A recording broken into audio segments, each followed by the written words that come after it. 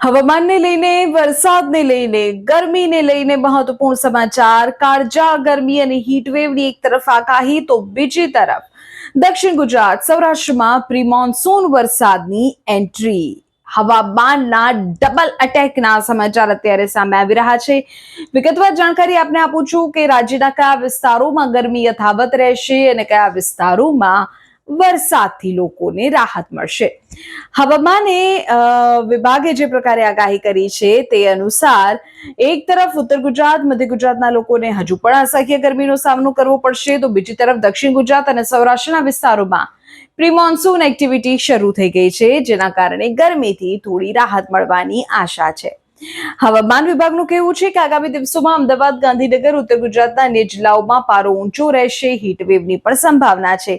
બપોરના સમયે લોકોએ બિનજરૂરી બહાર ન નીકળવું પણ દક્ષિણ ગુજરાત વલસાડ નવસારી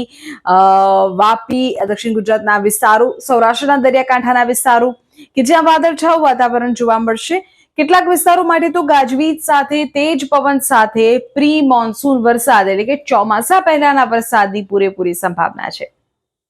ખાસ તો દરિયાકાંઠાના વિસ્તારોમાં પવનની ગતિ વધુ રહેવાની પણ શક્યતાઓ વ્યક્ત કરવામાં આવી છે જેને લઈને માછીમારોને એલર્ટ કરી દેવામાં આવ્યા છે આમ ગુજરાતમાં અત્યારે મિશ્ર ઋતુ જેવો માહોલ છે એક તરફ સૂર્યદેવ આકરા પાણીએ છે ક્યાંક અસહ્ય ગરમી ઉકળાટ બફારાથી લોકો પરેશાન છે અને બીજી બાજુ હવે મેઘરાજાના આગમનના એંધાણ છે સામાન્ય લોકો અને ખેડૂતો આ ચોમાસા પહેલાના વરસાદની પ્રી મોન્સૂન એક્ટિવિટીની રાહ જોઈ રહ્યા છે ગરમીથી રાહત ક્યારે મળે તેની આપણે રાહ જોઈ રહ્યા છે તેની વચ્ચે દક્ષિણ ગુજરાત અને સૌરાષ્ટ્રના લોકો માટે થોડા રાહતના સમાચાર છે કારણ કે ત્યાં પ્રી મોન્સૂન એક્ટિવિટી શરૂ થઈ ગઈ છે પણ હજુ ઉત્તર ગુજરાતના જિલ્લાઓમાં તો મધ્ય ગુજરાતના પણ કેટલાક જિલ્લાઓ કે જ્યાં ગરમી યથાવત રહેવાની સંભાવના છે આમ મિશ્ર ઋતુનો અહેસાસ ગુજરાતમાં થશે